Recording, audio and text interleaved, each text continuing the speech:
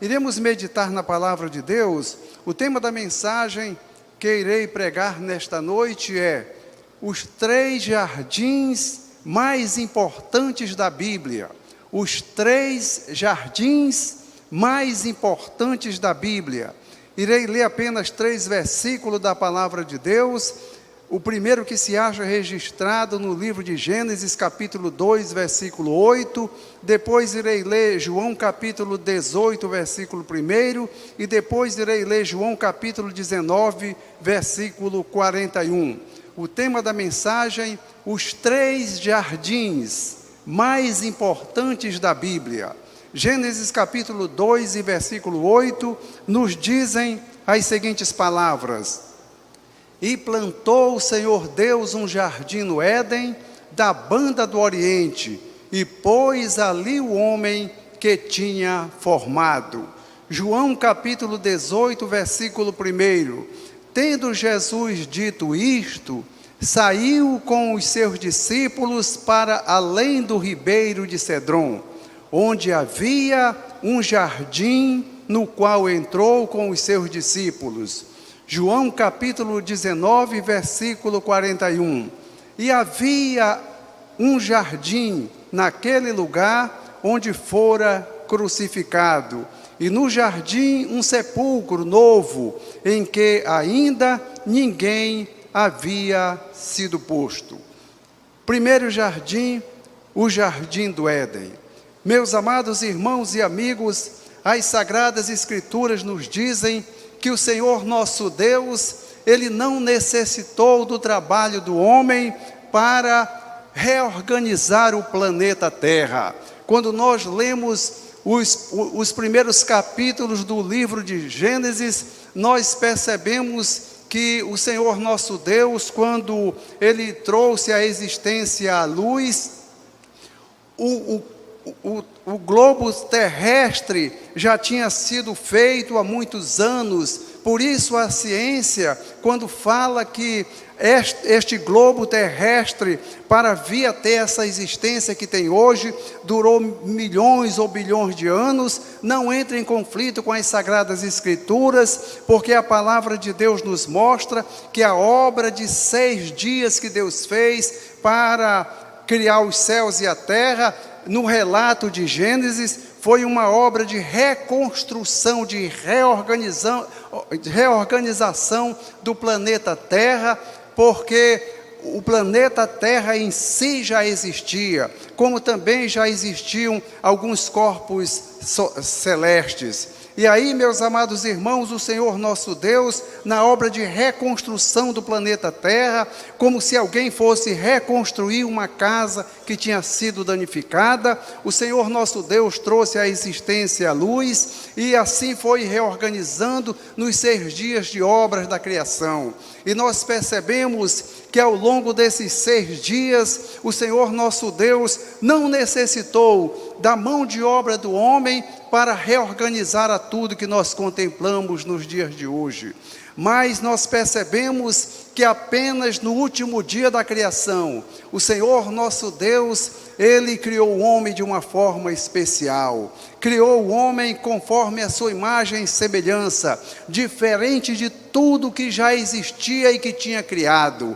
O ser humano foi formado do pó da terra, mas foi formado não apenas pela palavra de Deus, mas formado, como dizem as Escrituras, pelas próprias mãos do Senhor nosso Deus. E além de ter sido formado do pó da terra, pelas próprias mãos do Senhor nosso Deus, o homem recebeu nas suas narinas o sopro divino e se tornou então um ser espiritual, criado conforme a imagem e semelhança de Deus. Meus amados irmãos, e assim nós vemos que o Senhor nosso Deus, Ele plantou o jardim do Éden, que é o primeiro jardim mais importante relatado nas Sagradas Escrituras, porque este jardim, igualmente como o homem foi criado, ele foi formado por uma plantação feita pelo Senhor nosso Deus. E Deus plantou então o jardim do Éden para que o homem pudesse nele habitar. E assim nós vemos que o primeiro jardim mencionado na Bíblia Sagrada, mencionado na palavra de Deus, é um jardim que fala dos melhores dias da existência do ser humano sobre a face da terra, quando os nossos primeiros pais viviam em comunhão com Deus e conversavam diariamente com o Senhor nosso Deus. O jardim do Éden, o primeiro jardim mais importante das Sagradas Escrituras, ele fala de uma grande prosperidade, de grandes riquezas, de grandes bênçãos, de grandes maravilhas que deveriam gerir, que deveriam governar a vida do ser humano sobre a face da terra. Diz a Bíblia que do meio do jardim do Éden, plantado por Deus, o primeiro jardim mais importante da Bíblia, saía um grande rio, e este grande rio se transformava em 4 grandes rios, e cada rio destes tinha um nome especial, trazendo bênçãos, riquezas e maravilhas para a vida dos nossos primeiros pais. Meus amados irmãos e amigos, desta forma, o jardim do Éden, além de ser a habitação normal do homem, ali também havia principalmente a presença do Senhor nosso Deus, Criador dos céus e da terra, que deseja se comunicar conosco e de ter comunhão conosco e de nós sentirmos a sua real presença dentro do nosso coração, dentro do nosso espírito. O primeiro jardim da Bíblia mencionado nas Sagradas Escrituras nos mostra que realmente Deus sempre teve as melhores intenções para com a vida do ser humano. Meus amados irmãos, nós podemos observar que efetivamente o jardim do Éden, ele viu as melhores intenções que o Senhor nosso Deus sempre teve e sempre tem para com os seres humanos criados conforme a sua imagem e semelhança.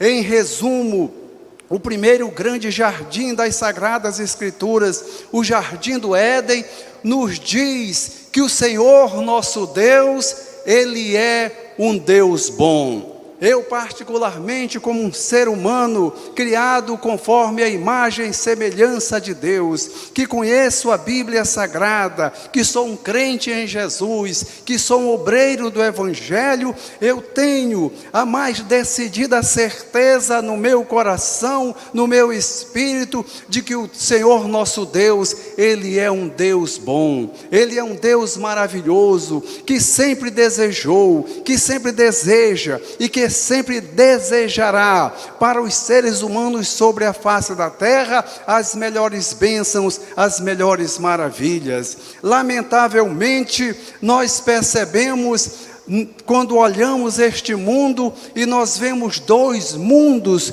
completamente diferentes. Um mundo onde é um paraíso, onde os animais que foram criados para viverem a vida governados pelos instintos animalescos, eles vivem as suas vidas com regularidade. As aves, elas voam nos céus, elas cantam, os animais da terra, os animais aquáticos, todos eles vivem com normalidade. E de um lado, então, nós observamos um mundo bom, um mundo que é um paraíso, um mundo onde tem muitas frutas, onde tem muitas verduras, muitas coisas grandiosas, maravilhosas para alimentar o ser humano. Um mundo onde nós observamos, quando olhamos para dentro de nós mesmos, para o nosso corpo físico, quando olhamos para a nossa mente, para a nossa composição mental, quando olhamos para a nossa espiritualidade, nós temos a mais decidida certeza que o Senhor nosso Deus, Ele é um Deus bom. Mas se por um lado nós vemos o mundo como um paraíso, onde os animais todos vivem bem, onde as florestas, as coisas da natureza natureza, todas funcionam com regularidade, e se não funcionam, é por causa dos danos ambientais que certamente são promovidos pelo homem. Mas, por outro lado, meus amados irmãos, nós observamos neste mundo, um mundo de tragédia, um mundo de inferno, onde toda maldade, ela é resultante da maldade do coração do homem que foi criado conforme a imagem e semelhança de Deus. E assim, meus amados irmãos, nós percebemos que o primeiro grande jardim das Sagradas Escrituras, o jardim do Éden, ele nos diz que o Senhor nosso Deus, ele é um Deus bom. Segundo o jardim mais importante da Bíblia, o jardim do Getsêmani. Segundo o jardim mais importante, o jardim do Getsêmani. A Bíblia diz que na noite em que o Senhor Jesus Cristo, ele ia ser preso pelos inimigos, pela guarda romana, o Senhor Jesus, ele convidou os seus apóstolos para irem a um lugar onde havia um jardim. Diz o evangelista João que Jesus conduziu os seus discípulos a um jardim, e esse jardim, ele é chamado nas Sagradas Escrituras de Jardim do Getsêmani. E ali, meus amados irmãos, o Jardim do Getsêmani, ele pôde contemplar a maior decisão que um homem pôde tomar sobre a face da terra, a decisão de submeter completamente toda a sua vontade diante do Senhor nosso Deus. Nós observamos, meus amados irmãos, que o Senhor Jesus, antes daquela noite,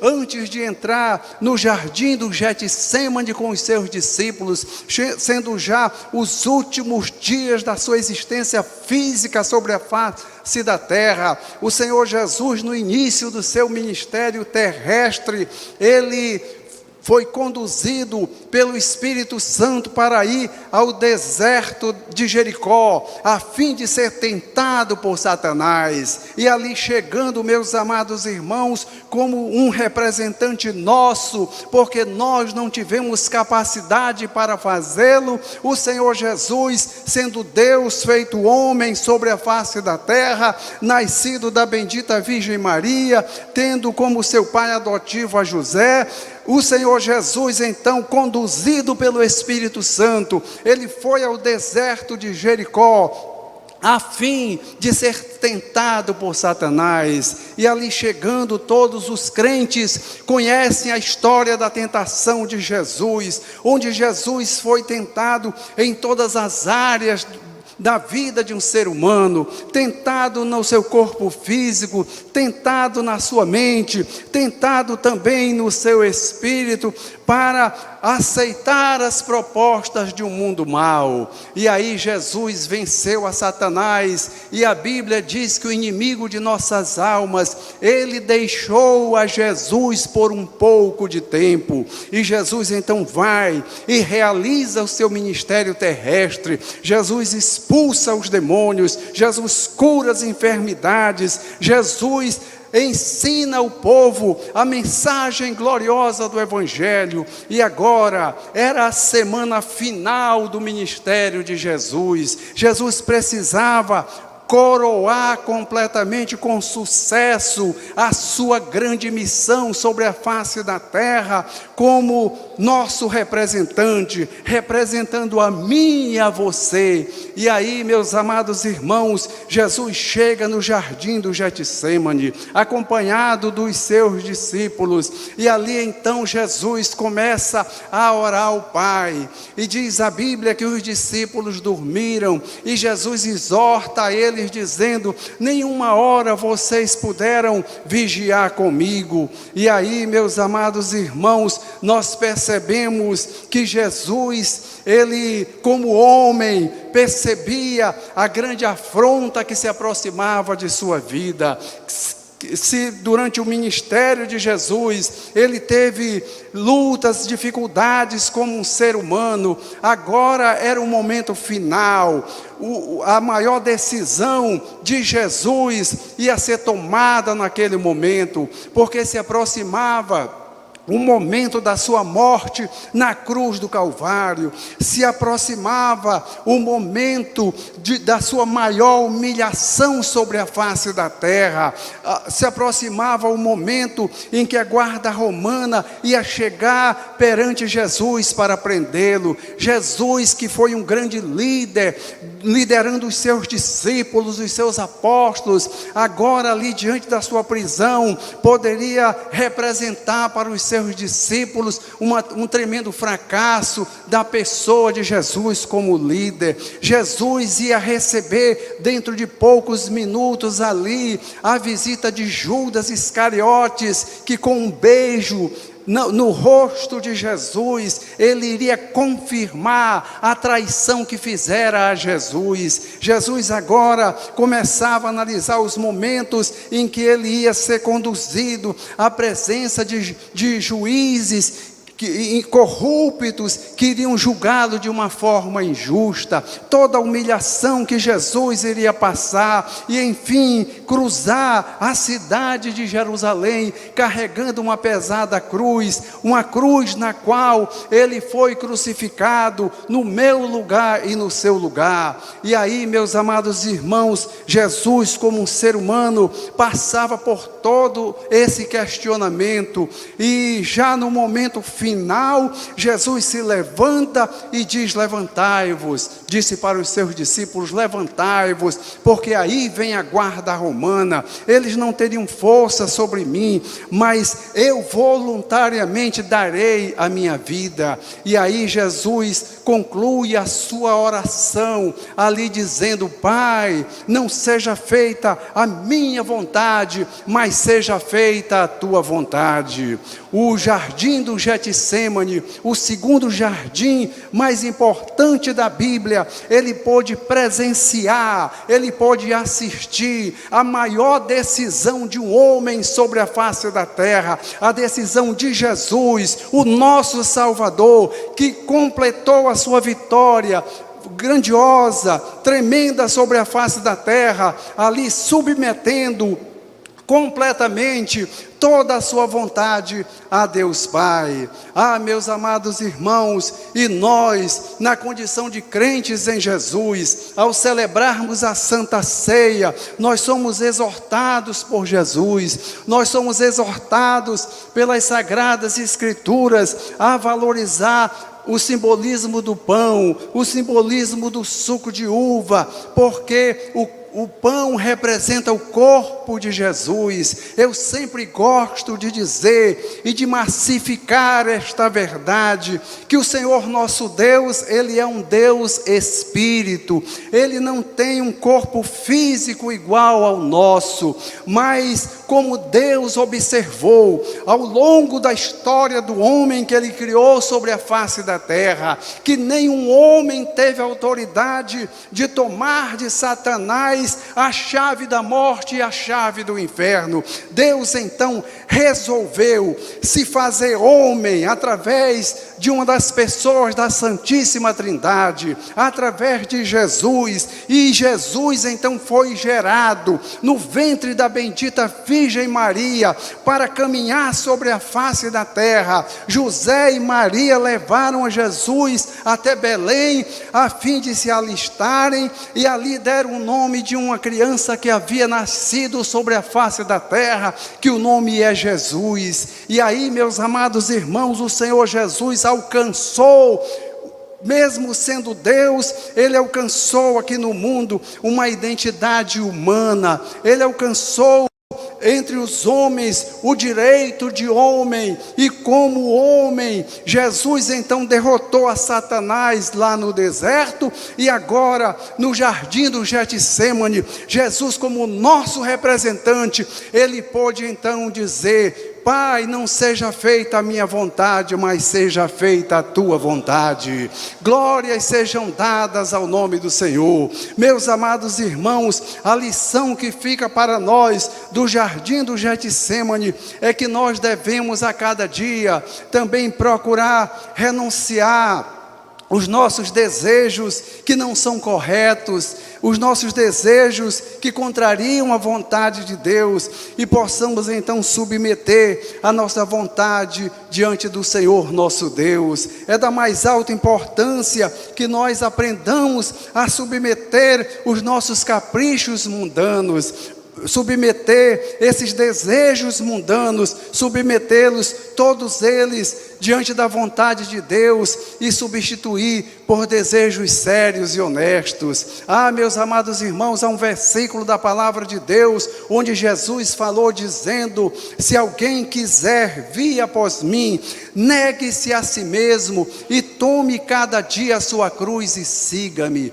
Negar-se a si mesmo significa deixar de viver segundo os padrões mundanos, porque nós vivemos num mundo tão mau, tão imprestável, onde nós nos misturamos com este mundo mau e passamos também a praticar coisas ruins, igualmente como as pessoas ímpias o fazem. E aí a gente se habitua tanto com essas coisas ruins, que com um pouco nós já passamos a amar esses costumes, esses hábitos, essa cultura, essa forma de vida, e o nosso coração então começa a amar. E quando Jesus diz que nós temos que renunciar a nós mesmos, significa renunciar às coisas ruins, trocando por coisas boas, que o Senhor nosso Deus, através do seu Espírito Santo, deseja dar a cada um de nós. Glórias sejam dadas ao nome do Senhor. E para concluir esta mensagem, o terceiro jardim mais importante da Bíblia, o jardim da ressurreição. Terceiro jardim mais importante da Bíblia, o jardim da ressurreição. Meus amados irmãos, nos diz a Bíblia que aonde Jesus foi crucificado, e ali próximo também havia um sepulcro novo, onde ninguém tinha sido colocado, havia também ali um jardim. E diz a Bíblia que o Senhor Jesus foi sepultado, o corpo dele, depois de morto na cruz do Calvário, foi levado por José de Arimateia e por Nicodemos, e sepultado num sepulcro especial, que ali havia em volta daquele sepulcro um grande jardim. E aí, meus amados irmãos, este jardim onde Jesus foi sepultado, nos fala de um dos jardins mais importantes das Sagradas Escrituras, porque aquele jardim, o jardim da ressurreição, foi um jardim que teve o privilégio de assistir pela madrugada do terceiro dia, chegar um anjo poderoso ali, revolvendo a pedra da entrada do sepulcro, uma pedra de aproximadamente 500 quilos que tinha sido colocada, e o anjo de Deus chega para promover o momento da ressurreição de Jesus. E o jardim da ressurreição, então ele pôde ver aquele anjo poderoso vindo dos céus e revolveu a pedra da entrada do sepulcro.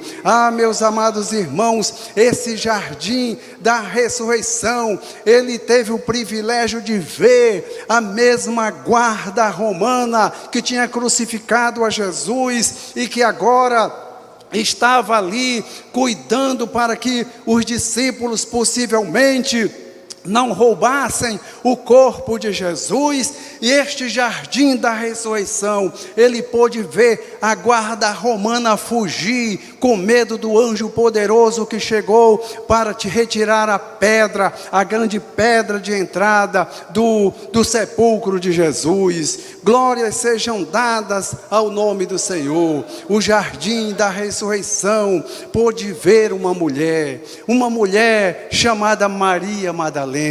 Essa mulher, ela foi uma das primeiras pessoas a chegar ali no jardim da ressurreição. Talvez não tinha qualquer a esperança de ver a Jesus ressuscitado. E essa mulher chamada Maria Madalena, ela antes tinha sido possessa de 7 espíritos maus, de uma legião de demônios, e um dia ela encontrou a Jesus, e Jesus a salvou, e Jesus a libertou da operação maligna. Ela ficou liberta do demônio, ela ficou em paz com Jesus, ela acompanhou os dias do ministério de Jesus, e agora ela vai ao sepulcro, talvez para fazer algum trabalho ligado ao corpo de Jesus, de embalsamar completamente, de concluir os trabalhos ali de embalsamamento do corpo de Jesus. E ela então chega ali, e ela é a primeira pessoa sobre a face da terra, ela é a primeira mulher a contemplar pessoalmente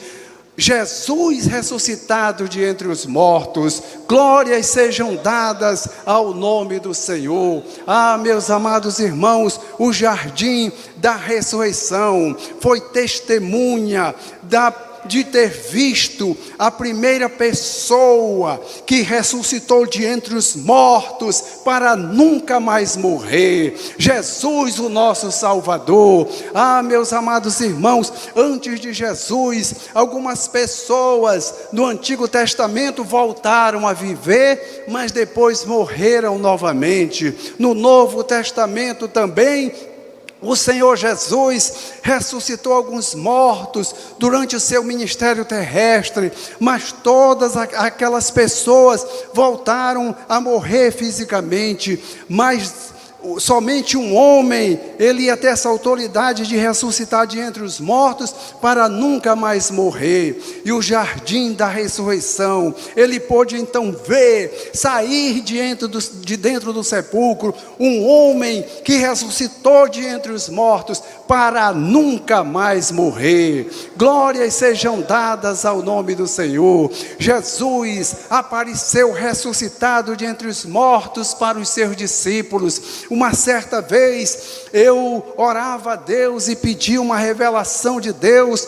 do porquê boa parte dos apóstolos morreram de mortes trágicas, crucificados, de cabeça para baixo e etc. E o Espírito Santo então me revelou que aqueles apóstolos de Jesus, eles eram capazes de qualquer reação sobre a face da terra, porque eles não temiam os que podiam matar o corpo, mas não podiam matar a alma, conforme nós vimos numa pregação aqui nesses dias. Eles então tinham a decidida certeza, eles viram a Jesus ressuscitado de entre os mortos, e eles sabiam que se mesmo morressem crucificados igualmente a Jesus, dentro de poucos minutos, após perderem a sua vida física, eles estariam no paraíso celestial. Glórias sejam dadas ao nome do Senhor. O jardim da ressurreição, onde Jesus ressuscitou de entre os mortos, ele fala também da minha e da sua ressurreição de entre os mortos. Nós estamos aqui, meus amados irmãos, na igreja hoje. É muito bom ser crente. Eu me lembro de uma senhora bem idosa, velhinha, bem idosa mesmo, semi-analfabeta, mas crente em Jesus, cheia do Espírito Santo. E chegou então uma pessoa que se dizia intelectual, e chegou para aquela velhinha e disse assim: a senhora acredita mesmo nessa verdade do Evangelho? Ela disse assim: as verdades do Evangelho são as melhores verdades que já vi e já ouvi na minha vida. Mesmo que se não tivesse vida na eternidade, só viver nesta vida como crente já seria bom demais. Glórias sejam dadas ao nome do Senhor. E assim, meus amados irmãos, nós estamos na igreja hoje porque nós temos um anseio de ter uma vida eterna, além da vida nova que Jesus nos deu. Jesus nos deu uma vida nova. Cada crente em Jesus tem obrigação de exercer esta vida nova, sendo uma vida diferente, uma vida cheia do Espírito Santo, uma vida onde a gente possa se relacionar bem com os nossos familiares, viver bem com a nossa esposa, viver bem com os nossos filhos, ser pessoas idôneas na sociedade, exercer bem as nossas atividades profissionais, ter uma vida nova, uma vida alegre, uma vida cheia do Espírito Santo. Como é bom cantar hinos de adoração ao nome do Senhor. Ah, meus amados irmãos, como é bom ler a palavra de Deus, como é bom nós sentirmos a gloriosa presença do Espírito de Deus dentro do nosso coração, sentir este transbordar da alegria, da presença do Espírito de Deus dentro do nosso coração. E Jesus disse que esta alegria o mundo não pode receber, porque não vê nem conhece o Espírito Santo, mas todos aqueles que um dia aceitaram a Jesus como Salvador, que abraçaram a fé cristã, têm direito a esta vida nova, uma vida alegre, uma vida feliz, uma vida onde passamos por lutas, por dificuldades, por tribulações, mas temos a santa presença do Espírito de Deus na nossa vida. Glórias sejam dadas ao nome do Senhor. Ah, meus amados irmãos, nós estamos aqui neste culto, nesta noite, não somente porque servir a Jesus é bom aqui nesta terra, mas também nós estamos aqui porque almejamos uma vida eterna na eternidade. Diz a Bíblia que, sabendo quando este nosso corpo físico se desfizer, nós temos uma morada celestial, guardada pelo Senhor nosso Deus para cada um de nós. E o jardim da ressurreição fala da minha e da sua ressurreição, fala de uma vida eterna, fala de que nós temos um Espírito, de que as Sagradas Escrituras são a verdade, de que o jardim do Éden é uma verdade, e que Deus realmente teve e tem os melhores propósitos para cada um de nós. O Senhor nosso Deus, Ele é um Deus bom. Eu acredito que quando nós passarmos desta vida para a eternidade, se aqui nós já temos o Espírito Santo, se aqui nós já cantamos, já nos ungimos, já sentimos a presença de Deus,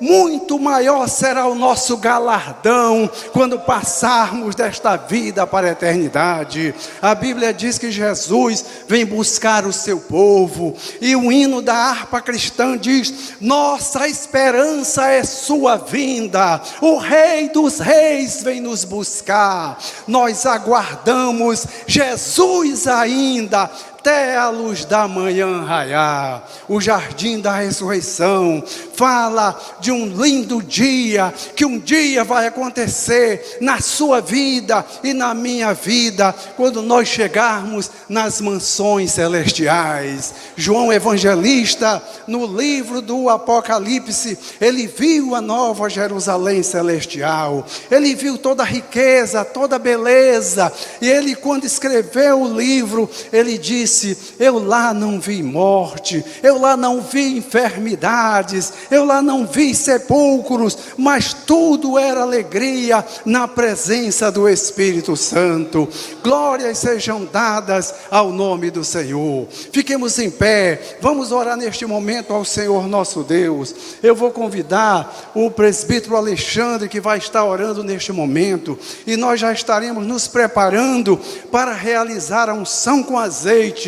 Nós convidamos o Ministério de Louvor, que pode cantar um desses hinos que já cantou, porque nós não tínhamos combinado sobre a unção. Pode repetir um desses hinos que já foram cantados, enquanto nós realizamos a unção com azeite.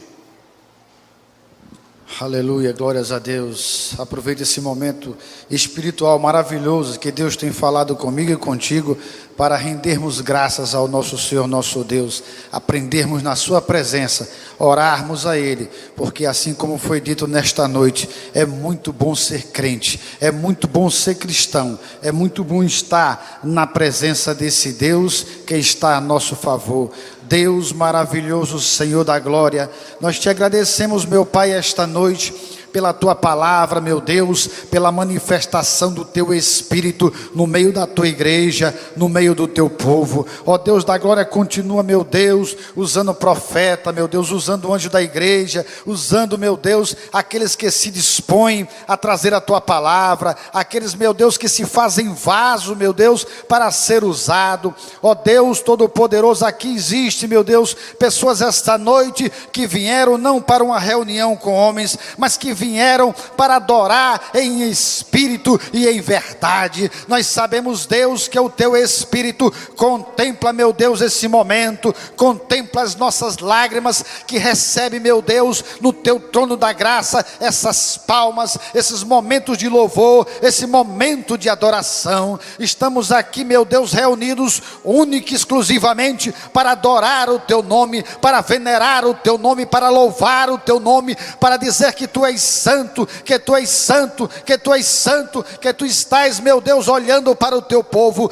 Deus da glória, Senhor dos exércitos, muito obrigado, Deus, pelo teu favor, pela tua misericórdia. Esta noite, Deus, aprendemos mais da tua parte. Esta noite, meu Deus, nos fortificamos mais ante o teu Espírito e a tua presença. A cada dia, a cada hora, a cada minuto, a cada segundo, tu tens ministrado em nossa vida. Ó Deus, nós estamos felizes essa noite, alegres por partilhar, meu Deus, da tua vontade em nossa vida. Ó Deus Todo-Poderoso, em nome do teu Filho amado, que vive e reina para todos sempre, nós te agradecemos, Pai, este momento de se banquetear na tua presença, de glorificar o teu nome. Ó Deus da glória, nós te agradecemos em nome de Jesus. Amém.